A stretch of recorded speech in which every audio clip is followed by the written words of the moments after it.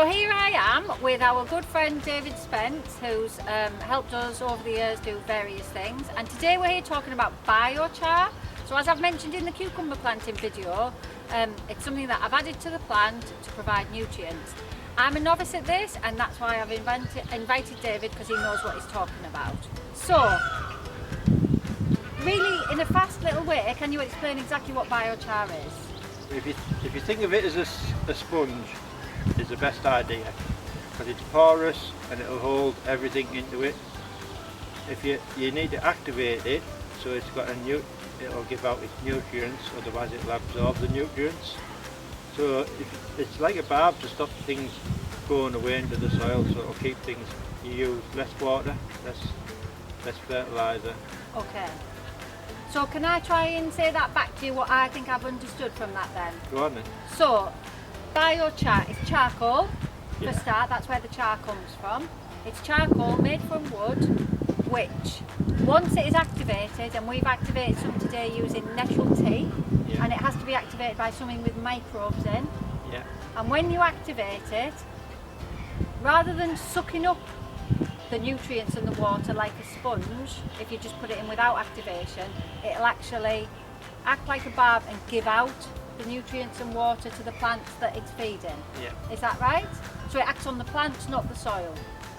No, it acts on the And soil. it acts on the soil as well. Yeah. So it acts as like a conditioner. It would take the nutrients from the soil. It takes the nutrients from the soil and makes it available to plants. If it wasn't activated, it'd take But instead it gives. Yeah, as the soil wants.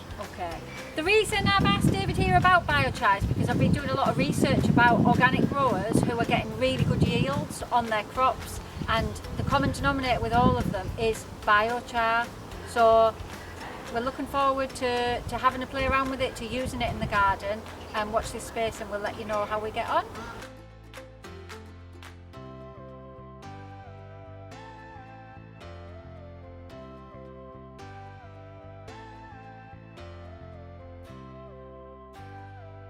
Well, the growing side, the biochar, is the plus side for me. Yeah. Because when I went to the university, there was a guy from Teesside University did cafe scientific, and he did a thing on it. And he said this one of the things that's going to save the world and all this from climate change, and that's why I went.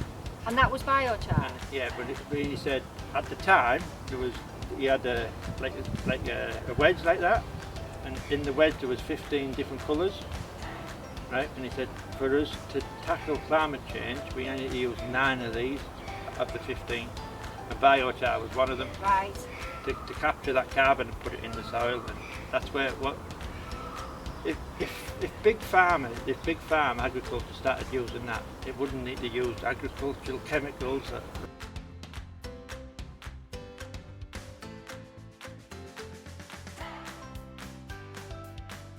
For me, it's feeding the plants. For you, it's trapping the carbon, you know, and that's the beauty of it. It's got so many sides to it. Your plant growth's a bonus and everything for me. It is, you know yeah. What I mean? Yeah, But for you. it certainly makes sense.